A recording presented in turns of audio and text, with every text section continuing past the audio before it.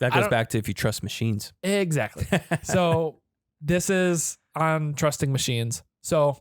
Oh, Supra. Supra has it? Oh, so listen to this title. Watch a Toyota Supra autonomously drift in the name of safety. What? Yeah, dude. This is insane. Auto drift? Check like, this out. Dude, cheat codes in real life now. We're back. We are back. Well, we're here. Still. Again. Yet again. Here we sit. Welcome to the Third Pedal Podcast. I'm Zach. And I'm Jacob. This week we got some funny stuff. Some cool car stuff, funny car stuff we're going to talk to you about. But Zach has some submission right that he wants to show me. Yep, we got a submission, so thanks, Tyler, for sending this in. We got to guess the car. Oh. Guess the car. So we got one from Tyler here. I'm bad at these. Here. Okay. Yeah, this is hard because I feel like a lot of cars, like they kind of all take design cues from each other. So it's difficult to see. It's like difficult to pick out what is what in a car. Like who's borrowing from who kind of a thing. Yep. So try to explain this while you're looking at it. This is just a photo. Okay. So we're looking at rear taillights zoomed in. That's all you get. Interesting. It kind of has the look.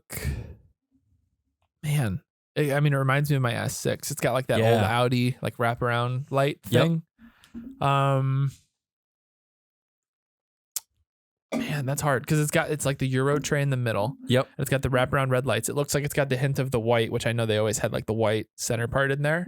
But the color, okay, I really do. I think it's Brian Scotto's 90, his Audi 90. Or no, it's a coupe. That's what it is. It's an Audi coupe, a hill climb car. Yeah, I think it's his custom, his new hill climb car that he debuted at SEMA. That's what I think it is. That's the only. It's blue. It's got weird. Like I could see this being the I forget what aftermarket thing it was, but like the period correct aftermarket like covers or whatever. That's what I think it is. Final guess. Really? Yeah. Let me show you this thing. Was I right on the make? Not even. No. Not even close. Okay, that's not great. All right. So this is a Axim Mega Track. This is a all-wheel drive V12 4-seater super rally car. Oh my god! Did you say V12? V12 4-seater? 4-seater. How? All right. So it's super. What? They only made this. I think Axim is still around. I think they're in Britain or something like that. They don't make them here. But this is one that they did for a little while. So why? I've never seen wood trim on the interior of like a crazy rally right. before. I know, because it's like halfway between supercar, rally car. Like it's a super weird mix. So is this like a consumer thing? Yeah. Yeah. Interesting. Okay. So I think that being said, taillights wise, which is why I chose the taillights, I think they probably did borrow those from Audi to make it. Okay. Kind of the same way Lamborghini did from Nissan, right? For the you don't know what I'm talking about? What? For the headlights for the Countach? Really? Countach? I think so. I'm pretty sure it's Nissan headlights. That's crazy. We'll find that out in a second. Okay.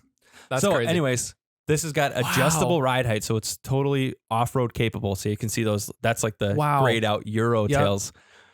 So that's the tail end I was looking at there. So it looks just like a normal coupe, right? Because you're like, how do you fit 4 people in here? I think this next one is it next to a Ferrari. Oh my gosh. Look how huge that thing is. Oh, wow. I wouldn't have guessed Not that that's a large car, but that's like a long, I think that's an F40, right? Yeah. Or F50. I would have guessed this was smaller than this one before. Yeah. That's crazy. Because it kind of looks Miata-esque, I would say. It's massive. There's the rear seats. So it's got the full tunnel, right? So it's a rear engine or mid-engine. Really? V12. Yep. Oh my god. 4-seater. And just look at that interior. That's all single. What year is this? Single tone. Let's find out. I'm guessing it's early 2000s. Yeah, or late 90s, right? Oh, it doesn't say, does it? Shoot. No. It doesn't say the year, but there's a few more. Wow. It looks sweet, though. It does look pretty cool. Wow. You could totally see these things like tricked out now. You know, like a video game car that like they couldn't afford the license right, to like a real car. It's like a GTA car or something like that. Yeah. It's the one that you really want because it goes stupid fast. So it can go low and then you can jack it up too. Oh, so it's is it like is it like an adjustable, like within the cockpit you can adjust that? Yep. Wow. Adjustable ride height. That's interesting. Isn't that sweet? I never would have guessed that ever. I've never seen that before. That is crazy. Do you know like that thing's wild. Like guesstimate retail on that? Despite the premature unveiling of the 92 at the 92 Paris Auto Show, that's where it came out. There were in fact orders of the Axim Megatrack back in the 90s, so it was in 92. The weird supercar cost $300,000. Oh my gosh! Wow. Which like, what is that nowadays? Like, what would that be now? from the 90s. Holy cow. That's a $600,000 car nowadays. Bro. That's crazy. And what are they selling for? I'm also not really encouraged to know that within my lifetime it's doubled. Yeah, that's a little, I don't like that a lot. That's not great. That is really cool though. Dude, good job. Good find. Thank you, Tyler, for sending that in. That's awesome. Cool. Yeah, that's pretty cool. I thought that was a good one. Thanks, Tyler. Thanks for the submission. Yeah, that's right. You want to jump right into the next one too? Yeah, let's do it. Okay. Let's just knock them both out right away. This is something I saw on TikTok. This says the video had nothing to do with the car, but we got to program my thumb into this thing. Oh, you're good. But I downloaded it because I was like, I have no idea. Okay. I thought I knew what it was. Okay. And then I went and found it. So it starts off, we're looking at shift knob, 6-speed manual. Okay. That's a good sign. Car, right? So it's nice. Oops. Shiny. Here, well, let me go back one second. Okay. I'm not good at this. There we are. Okay. So I don't need the audio because the video has nothing to do with it. So we're just scrolling around the interior. Okay. Apple CarPlay, leather dash, nice little tan. Nice brown. Nice. Yeah, brown color, yep. Dude's in the parking lot. So obviously hatchback. Okay. What are your guys? Okay, hold on. Yeah, go through it again. Am I allowed to browse through it a little? Yeah, sure.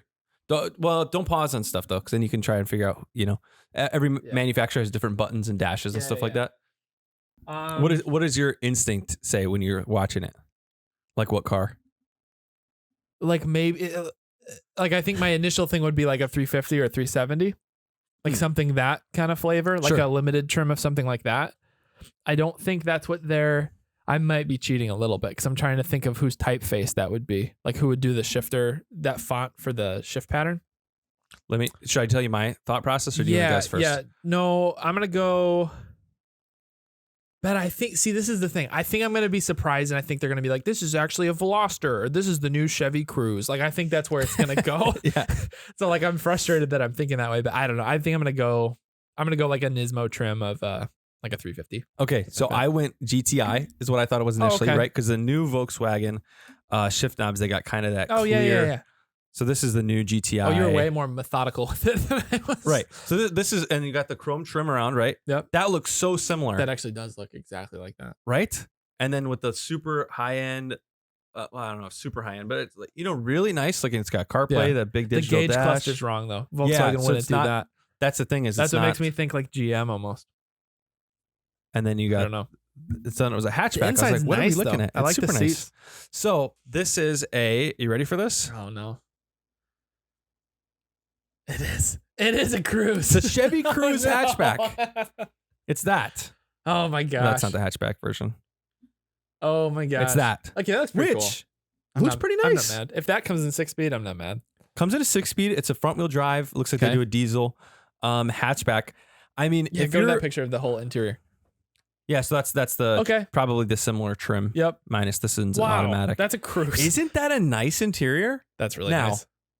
It probably sounds like all plastic in there everywhere you move, right? You've seen those videos of like interior? It's like, dude, like it probably crinkles everywhere. But for people looking for something like sporty, like this is a good this would be a great lease car. Like you get something like this and have all these features and everything. Well, what I was thinking is like our kids, let's say like 16 years from now, right? Yeah. That's going to be 16-year-old hatchback, 6-speed manual, front wheel drive. Right. But it's going to be like the Civics, the Focuses. Yeah, I mean, we can't get mad at front wheel drive because that's a GTI too. Right. That's like everything's front wheel drive. No, that's really crazy. I thought they did a great job. Great job, Chevy. Really crazy. Wow, that's great. Chevy Cruze. I can't imagine. Just like the remember when you got your Volkswagen and then it was like I did the same with my Porsche or whatever, but like you'd want like the picture of the steering wheel, like the logo, like or like I think you did it like with your watch or whatever with the Volkswagen logo, stuff like that. It's like it seems like there used to be way more separation between that. And then like if you think back to Dad's like Monte Carlo, stuff like that, like the interior is just what you'd expect from like an old GM or something. It was functional. But, dude, that's great. That looks as nice as my new like top trim level Forester that's got like all the bells and whistles and everything like that. There's like very little separation in the quality of those interiors a lot of times now. Yeah. On the top trim levels, of course, between those. The difference you'll get is like the quality, of the build, like those creaking dashes and Right. like stuff shaking and stuff like that. Right. And then like features. Like I know a lot of people are doing, I think you were going to talk about autopilot a little bit too. Yes. I know a lot of those new cars are adding that. That's one thing I was bummed mine didn't come with. It's a 17. Yeah, I'm shocked yours S3. didn't though, because it's got everything else. It feels like. Yeah, It's got it all just the doesn't sensors have and the stuff front for it. sensor. Is it for something that was available that year? I think it might have been. Okay. It might have or been an maybe option. adaptive cruise at least, because it doesn't have that either. Doesn't right? have that. Oh. Wow, that's weird. Yep. You must have just missed the cutoff. Yeah, I must have. But, yeah. So I wanted to talk a little bit about that. Even, autopilot can mean a lot of things now. I think even isn't still the technical statement from Tesla that it will not, it's an assist. Like it's not an autopilot. Right. It's something that'll just help you drive kind of thing. Well, I think they call it autopilot, don't they? I thought they Tesla? were very guarded about every other manufacturer I was looking into was it was a driver assist kind of a thing. I think they brand it autopilot. Like most companies call it adaptive cruise control. Yeah. And lane assist. And they have lane like both assist. of those. But then Yeah. in a Tesla, obviously that means it Here it actually is. will. Full Self-driving. self-driving capability. Oh, and then it says navigate on autopilot. So Yeah, so they they do say it say pretty autopilot. explicitly. Never mind. Auto lane change, auto park, summon, full self-drive Yeah. computer. So like you've got that as like, let's call that the top end of the autopilot Yeah. spectrum. And then that goes all the way down. Like I have a 2019 Forester. You have a 21 Tiguan. Yep. And they both have different systems between the two. Mine uses 2 cameras. Yours uses lasers and a whole bunch of other stuff. I don't even know what To, it uses. Yeah, probably. Yeah, I think it's like a bunch of hypersonic sensors and stuff. Mm. But it'll like in my Subaru, it does the adaptive cruise. So I Yep. set the cruise to whatever, but it's going to keep a certain distance between the people in front of me, and then it's monitoring the lanes to keep me within the lane. So if I start Yeah. straying, it'll pull me back in. It'll do that kind of a thing. Yep. It gets pissed if you don't touch the steering wheel after a little Right. while. But I learned like 15 seconds you don't touch it. It's Yeah. like take control of the steering. And Yeah. then, I don't know if yours does this too. Yeah. Mine gives up. Oh, me too. After 3 tries, it'll give you 3 warnings, and it's like, it's Jesus, take the wheel. Well, does yours stop doing the adaptive cruise then? Mine like cancels Yes. all Oh, the yeah. systems. Yeah, you're done. So it's like if you don't touch it, it'll beep. Yeah. Or it'll first show the little screen take over Yep. steering, and then it'll beep, Yep. and then all the systems will go yellow, and then your car will start drifting. I'm like, wow, Yeah, that's what great. mine does too. It's real like safe. it's like I wash my hands of you. Yeah. But yeah, I learned on road trips though, if you rest your hand, I forget what I did. I think I rested it in the top spoke. If you do that and like sit your arm on it or whatever, Yeah. it thinks you're touching it, so then it'll auto drive for a while. And you need a little bit of. I found it needs a little feedback. Yeah. And movement. Even if so you're I've done just sitting there just like bumping it here and there, kind of a thing. Yep. that'll I've done do it just with my knee. Yep. Just like popped it with my knee. Yep. Now, Yep. So 10 and 2, all times, definitely drive safe. always Don't do stay that. alert. There's times though, like we've both done road trips. So Yeah. like driving down to Nashville, for example. Yeah. Like Indiana is one road Oh, that's that's the like worst. 1,000 miles long. Yeah. And it's just straight through and there's no traffic because Right. who wants It's to be like in turn Indiana? in 352, and you're like, Like, great. You can see your turn like on the horizon. Yeah. But no, so there's different spectrums to what autopilot can do in a car, and Yeah. even down to whatever that year was, that 2008 BMW dad drove way back in the day that had the adaptive cruise even Yeah. back then, which was crazy. It's like the first technology that's coming out. But I wanted to show you a video quick of the craziest self-driving thing I've ever seen in a car, see and it. then just talk a little bit about like what we think this is going to mean, because theoretically it could be a great thing for drivers on the road if everything was autopilot enabled, but Mhm. we can talk about that a little bit. But That I goes don't- back to if you trust machines. exactly. So this is on trusting machines. So, Oh, Supra. Supra Yeah. has it? so listen to this title. Watch a Toyota Supra autonomously drift in the name of safety. What? Yeah, dude. This is insane. Auto check this out. drift? Check It's like, this out. dude, cheat codes in real life now. Like a video game cheat code to like drift better. That's like real. You put your little USB into your car. Right? That's insane. Check this out. So they trained this car or whatever. I don't know how they set this thing up, but obviously this is not something that comes on new Supras. There's not drift mode that's going to do it, but they did it in the name of can our driving computer system monitor this, and can it maintain this throughout a track? So Wow. basically, instead of not sliding, they told it to slide. But yeah, let me skip into Well, if this you a think little bit. about it, the adaptive cruise control is just programming to tell it go this speed and accelerate at this much and Right. brake at this much. You're just telling you it could what do the same for parameters to go drifting. between. Right. And it could do it better than a person. Right. Because Because it its can reaction sense- time is instantaneous. Yeah. So yeah, check this out. Ooh. This is all autonomous. No. This is nuts. This is auto? Yeah, this is all auto. And they show the guy inside in a second. Because they still put a dude inside, which I don't know. That sounds Well, sketchy. you probably have to. Sweet drone footage too. I guess you could disable that if you're going this far. You know what's crazy? That Huh. looked digital. Right? Didn't it look Look at so? this. He's just hanging out. It's just chilling. Probably just to take over, you're right, but sweet footage too. the autonomous. It's crazy. What? I've never seen anything like it. It's bizarre. That is insane. You guys got to see this. If you're not going to watch this on YouTube, whose channel is this on that someone can go look it up? Well, I think just it's look Toyota's. Just look up our video. Yeah, we'll paste a piece of it in. We'll put a link of it in the show notes. Yeah, if you want to watch the whole thing, I'm talking about it's on the Toyota Research Institute page, which only has 3,000 subscribers. Let's beat them. So if they're doing more, yeah. Well, hey, Toyota, if you let us go ride in an autonomous drift car, or maybe it could drift and then we could drift against it. We can see who can stack up see or whatever. Who's better. Yeah, dude, that's like the old. What's that movie where they have the guy with the axe and then the machine cutting down the trees? Oh, it's a man versus machine. Like super nostalgic. I don't remember the name of it. I know what you're talking about though. Yeah. Yeah. The one that we probably all thought that we dreamt, but actually it's real. Yeah, probably. But anyway, so craziest thing I've ever seen with an autopilot thing. But yeah, like how do you, so in theory, if everything is autopilot, if everything's driving itself, that theoretically should be the safest way for cars to communicate with each other on the road. If cars could actually be communicating and monitoring the location of each other, they could seamlessly, they could do like those satisfying videos where they're like, you see the traffic, like, it all merges together. It could do that. But to your point, like how much do you trust that? Because I don't hardly at all. Like I don't even really like my autopilot thing, even though I know it's keeping an eye on things. Right. I don't like. Well, even though that does that, you're not going to just go hand on the wheel and just move a little bit and just like be on your phone or whatever. No. And granted, I don't have an actual autopilot system, so mine's just supposed to be, hey, you're getting tired. If you start wandering in the lane, it's going to keep you in the lane. This is like safety stuff. Yeah, but anything. even like I can't really picture being super comfortable. And I joke about it'd be nice to have a Tesla, especially for the drive up here to record. To say like, go home and then just sit and do whatever, start editing footage or whatever. You just sit in the back seat, start editing the podcast. Yeah. But like, I don't know. I don't know if I'm comfortable with that being a thing, but I don't know. Because I know you've ridden in a Tesla before. I don't know if you've experienced autopilot or anything like that. I've driven them a couple times. Okay. And had the autopilot and everything. It was just highway. Gotcha. Driving though. But I took it as far as like getting on to the first one was at a Tesla store in Minneapolis. So, we drove through town a little bit, experienced like the 1 foot driving, which is kind of weird too. Okay. Yeah, that's you don't have to touch the brake. Yep. Interesting. You're either going or stopping essentially the whole time. And then, we took it up on the highway and then got it in the autopilot. Yeah. And it was wild the first time I did it. It's the first time I experienced it. So you double tap the stock on it. At least that's how it was at the time. I think it's on the screen now.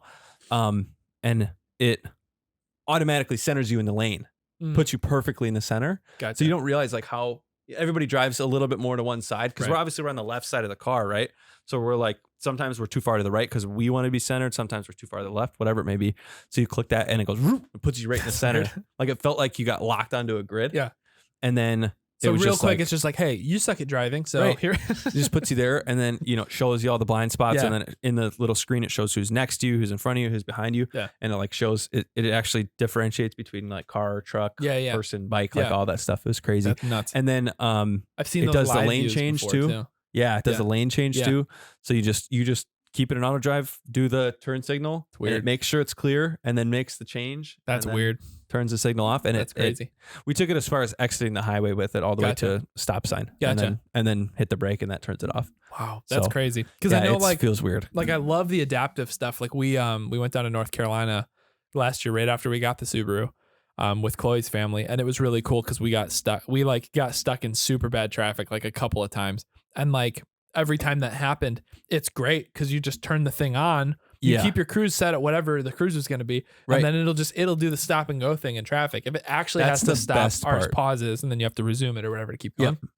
But you're not because that's like a stressful. Not stress in like it's stressing you out, but it's just you have to be aware and you're going and stopping and paying attention and people are merging and it's great. So just to be able to like resume and then let it do the whole go stop. You can just chill. Like, that's probably my favorite part of the adaptive. And then like long drives if you're just on the highway and you just want to cruise. You just put it on. Then if people slow down, they slow down. If they speed up, it speeds up. Like it just keeps you going. Yeah, it's super. Unfortunately, like the reality of our world is like so many people drive distracted. Like so many people have their phones out. Like dude, I see people like resting on their steering wheel with their phone. It's ridiculous. It's crazy. But like every day. So I'm thankful that these safeguards are in for people like that who like their entry point into driving is already going to be distracted. Maybe though. See, I think about this a lot too, right? Like I agree in a way. They're like, oh, I'm glad that since people like from the premise that people are going to drive distracted anyways. I hate that premise, by the way. Right. But like knowing like if Karen's going to be driving her car and she's going to be like ordering groceries, should have said that, but whatever. Karen's punching air. Like if they're going to be doing that, I would rather their car be braking for them. Than, well, okay. So that's the idea, right? So if the premise is people are going to drive poorly anyways, let's just make the cars safer with those autopilot things. Great. But if you were, I would bet if you could watch yourself driving your Porsche versus your Subaru, you're more focused. Just you as a baseline, like you haven't changed. Right. But you're probably paying more attention in your Porsche because you know nothing's looking out for you compared to the Subaru. Right. So are we actually making it worse? I think we are. By providing all those safety features. So people are like, well, the car's going to stop for me. Right. The car's going to make sure I'm in the lane. Right. And then there's tragic stories, right? Of people in Teslas or whatever, not to single out Tesla, but like riding in the back seat on autopilot. And then the car is like, you know, in construction or whatever, lane's supposed to go this way, goes this way, they crash. Right. So I was going to ask you, because I've done that before in, obviously not crashed, but like in like driving the Subaru. On the way here, almost didn't make it. Actually had to take an Uber. It was a Tesla. Just shows up to pick you up. That's did you watch The Last Man on Earth? Mm-mm. Oh, there's a whole too long of a story. So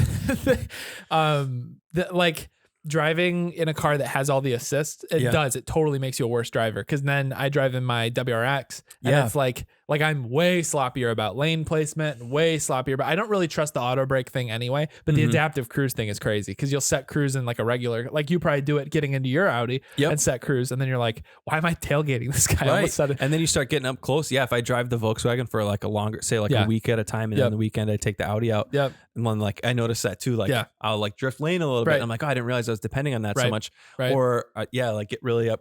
Like I brake later because I'm just so used to like muscle reflex and everything. You're just used to that happening. Yeah, you just depend on it doing a thing. Because I totally agree. Like I think it's like a double-edged sword. Like I think it's great. It's on the assumption that people right now are driving cars with no assists. Like I'm thankful that the assists are there so that it can be like a cushion to catch their fall, but almost maybe they're too involved. Like maybe the lane maybe the lane thing shouldn't be a thing unless it sees there's a car in that lane that you're drifting towards or something like that. Well, so that, or what I think your car might do this, and then what probably will be implemented, because I think there's going to be a trend of us seeing, number of distracted driving accidents and number of I'm sure we're going to see a correlation of an increase in number of distracted driving accidents along with the increase of the percentage of people driving cars with this auto driving feature. So what I think is going to happen is an eye detection, like your phone, even if your phone is pointed at your face, it won't unlock until you make eye contact with it. Right. I think there's going to be a lot of that. And doesn't your car have something like that? Yeah, my car will see if my eyes are not looking on the road, it'll flash and say, keep your eyes on the road. Yeah. And then even today, it gave me a warning. I must have been that tired. My eyes must have been that not like open on the road that it gave me a new warning. It was a red screen now that said like stay alert, and it showed like an eye closed. And I was like, showed an eye closed. It was like on both screens, alert. Like it started flashing doing the thing. But yeah, I wonder, because I almost wonder, I think the incidents are going to go down, but I wonder if tickets are going to go up from cops like witnessing people. Like I wonder if there's going to be more measures put in place, or is your car going to be able to rat on you? Because my car can see what I'm doing. I was thinking about that on the way here. Like I if wonder, you get pulled over, is your car going to rat you out? You get pulled over, and the officer's like, I pulled you over today, and the car's like, it is because he was not paying attention to the road. It's like, I'm trying to turn the volume down. It's like, nope. Oh my gosh. I wonder, because that would be, I could see the argument on that being like a huge invasion of privacy. Totally. But that's, if the car's going to save you from the accidents, that doesn't excuse the behavior in the first place. Like I don't necessarily think the car should be, but I think that's going to change. Like thankfully, less lives are going to be lost on the road, probably by all these actions, by these cars being able to prevent these things. But I almost like that's going to be where it's going to have to go. Because it's just the next step in. It already goes back to like, our parents, right? They were like there for seatbelts being like a thing that you have to use. Yeah. And then like, airbags are probably a good idea. Right. Like all of these implementations. Even like manual to automatic transmissions. Like we've talked about that in the past of like I totally feel, I think that's maybe where I have a caveat of like, I don't drive an automatic car. When I drive Chloe's Jeep, that's automatic. So I kind of get weird about like lane change stuff in that. But in the Subaru and the Porsche, like they're both manual transmission cars. So I'm forced to have some level of like paying it. It feels different enough from the autopilot car that I don't get super confused with it. Yep. But yeah, even that, like as more and more things are automated, that's gonna fall Phantom over. drawer comes out of nowhere. Just we're like holding the mics up. It's like, I am an automatic desk. I will tell you when you can work and not work. Half of our desk just fell off into our lap here. So it's back. So this is vintage model. Clunk. But yeah, it's just like as you take each layer and layer away. I mean, it's a human thing, right? You take the layer and layer of responsibility away. Like certain people will, like we're paying attention to this now, and I think most car people are like, I don't like what this is doing to my driving habits. But then so many people are probably like, sweet, now I can use my phone and not have to worry about getting an fender bender because it's inconvenient for me, not because that's a bad thing to do, but because it's inconvenient or something. But as you take away like the driver necessity for stuff like that, it's just as you take away the responsibilities or the importance of what it means to be a driver and to be the person in command of the car. Like I think you're right that it's making everybody worse drivers, because then you're assuming that that's something that's there. So then in the instance this morning, there was ice on my windshield. So I started driving, the assists were on, and then all of a sudden it flashed up and said, hey, eyesight's not available because there's ice blocking the camera, so it can't see what's going on anymore. So then at that point, all the lights turn on, it shuts off the whole system. I can still do normal cruise control. Right. But now what situation am I in? I'm used to this car, especially being the one that follows people specifically. Yep. So now I set cruise, and maybe, you're setting cruise, and maybe you're coming up on somebody going slow, and you're used to not having to pay that much attention because it's going to adapt. So maybe you look and you like grab your drink or something or whatever, you turn back, and now you're in a bad situation just because because the eyes on the car. See, I wonder. So the Volkswagen, if it doesn't have view, I don't get any cruise control. I bet there's a way to override it. You think so? Yeah, because I think I did it by accident when we rented a Volkswagen in Vegas. Okay, I'll have to check on that because that's always bugged me. Like, it was not like that a it push and happens hold a ton. thing. Yeah. Oh, maybe I'll try that because it doesn't happen a ton. It's like that. It's only when the windshield gets too full of salt or snow or whatever, and then it can't, because I think my sensor's attached to the windshield. Oh, okay. They're too looking out. Gotcha. Like up by the mirror. Yeah. That situation. And the VW logo is another sensor I heard. Okay. Yeah. So I think when those get too dirty or full of ice or snow, whatever, it doesn't work, and then I have to do manual. Yeah. But that's always weird for me, is when that kicks off, then you're like, oh, I really do rely on this a lot for this car. Yep. It's very strange, but yeah, I don't know. So the future of that is going to be interesting, but it's crazy to see even that in motorsports. I was wondering if even like, what are we going to have think about, battle bots and that kind of thing. I was just thinking that. Yeah. Like what if we could have racing going to be? What's the movie with that, with the cars that are all done up? They have like the armor and stuff on them. I knew I was going to forget the like movie. Mad Max. Yeah. Like, dude, what if you could have like a demolition derby, like cars just going at it with each other? Auto. Yeah. They're just doing their thing. There wouldn't be there's no people drivers. You wouldn't have to worry about it. So it could be a lot would that be less of the fun then? Because then are you a psychopath? No. I just mean like, I know what you get mean, to like root for your guy, right? Yeah, if you got the dude in the Charger or whatever, like you want to see your person win. If it's just like that's your true. team, and they're just up there like picture like you got programmers though, and you're doing it like battle bots. So you've got like the spikes and stuff. You've got like all these like weapon systems attached to these cars that are trying to like. You know where this leads? Yeah, it leads to the metaverse. Terminator movies. The what? The metaverse. Why does it lead to the metaverse? Because if we're watching them in person, they're all just computers anyways. Why not just watch them digitally?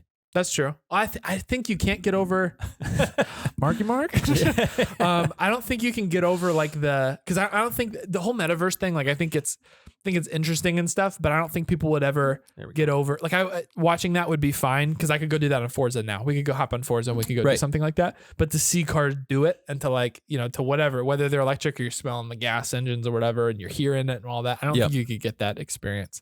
In a VR. We'll see where it goes. I definitely don't want it. Yeah, no. But like if racing is if they have autopilot driving systems in racing, like why watch racing? Right. Because yes, you could watch for like the crazy mistakes or the computer messes up and they crash or whatever. But like I think like the whole exciting part of that, same with like sports and like anything competition, is like you want to see one person be able to be better than the other person. Yeah. Like especially for racing, NASCAR, for example. I don't watch NASCAR, but I know they have restrictions on like how much horsepower, whatever wheels they can use. Regulated. Like, every car essentially has to be the same. Right. So it's a very fair playing field as far as like whoever is the best driver, who can be most strategic, who can, react the best, whatever, accelerate the best, all that type of stuff. But this stuff already exists though with like teams who are, teams who are engineering things to try to solve problems. So then it's a team thing, you know? So it's less about the one driver. Now That's true. Now it's maybe like saying, hey, instead of focusing on the driver of the NASCAR, you're focusing on the team of the NASCAR, programming things, looking at, you know, when are you going to program your car to overcome somebody? You're going to go inside, outside line. What are you going to do? What percent of a second do you do before you do a lane change? And even more interesting, dude, what about,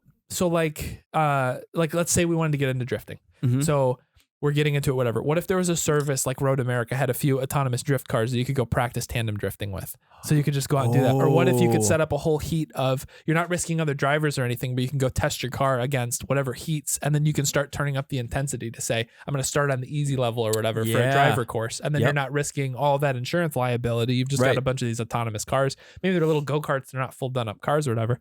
But now you can actually get on the track against and practice overtaking and stuff like that. Like that's cool. It could make training really interesting, because now you're not doing that in a simulator anymore. Now you're doing it on a real track with your car set up, but you're experiencing it against other things. You're experiencing the competitive driving, but they're all programmed to be a certain level of hard and do the same thing and every you can time. just keep dialing it up and get better. Yeah. What even on going back to drifting, say the Supra comes with whatever, say they make a drift package Supra and it comes with a little programmable thing. You can go like from easy to hard to fully manual. Drifting, so you teach yourself drifting with the Supra. So the easiest level, it basically does it all itself. It does the e-brake, it does the throttle, the braking, and all that stuff. It's almost like lane assist, but for your drift. Which doesn't the Focus, one of the Focus RS things, I forget which one it is. Yeah, doesn't it? And it does some of that. Like it helps you. It gets you. I don't know. It might do like adaptive braking or something like that. Yeah, I thought it helped get to keep you in the slide or whatever. Yeah.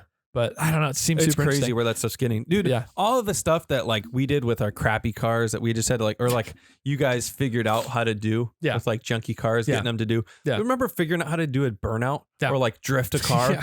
Like people down the road, it's just going to be like, okay, my car came with that package too. You know, like, I can drift as well. Well, and we'll talk about it more in future episodes, but I've seen that like companies are starting to look at subscription-based models for some of these features. So like, hey, pay $5 a month to have your heated seats, or like I already do it for my Subaru. I pay whatever it is, $100 a year to have the My Subaru app, so I can remote start my car from my phone. Set the climate, things like that. So it's just an extension of that. Hey, do you want adaptive cruise control? That's gonna be $10 a month. Like, hey, do you want this? So it's not the features of the car. Now it's long after your car's paid off. You could be paying for these other things. So it's going to be like when you go buy a phone, right? You get the phone for like $100, and then you're paying $100 a month to actually have it. How do you want to use it now? Kind of thing. You're just purchasing the hardware and then to enable features of it. But yeah, I saw that theory. So I wonder what if it's that, you're going to get, maybe the future is you don't get the red key for the Dodge Demon anymore. You get the regular key, and then like, well, if you want to unlock the extra 200 horsepower, like that's going to cost you this, and you have to prove that you have motorsports insurance, and you have to prove like other things like that. There could be different tiers of that. I don't think that's how it should go. Or you can buy like a track day, right? So GPS pins your car. Oh, you are at a track. There you go. You purchase it, $500. You get to use the Demon mode today until turn off all the you're within 5 miles of the track, and then it turns off again. That's interesting. Well, hey, let's do a little response. What do you guys think? So we talked about a lot, not to guess the car stuff, but the adaptive cruise control. What do you guys think? Is that making us safer? Is it actually making us worse drivers? What do you think that's going to be the future of technology with cars? Subscription based. Track modes, packages, adaptive cruise control, heated seats. Would you pay $5 a month for heated seats? I might. I think I might do that. Here, it would break me. I think I might buy I just buy another old BMW and yeet it into the ditch. And well, there'd be you could what's it called? You could jailbreak your car. Jailbreak your car. It's so sketchy.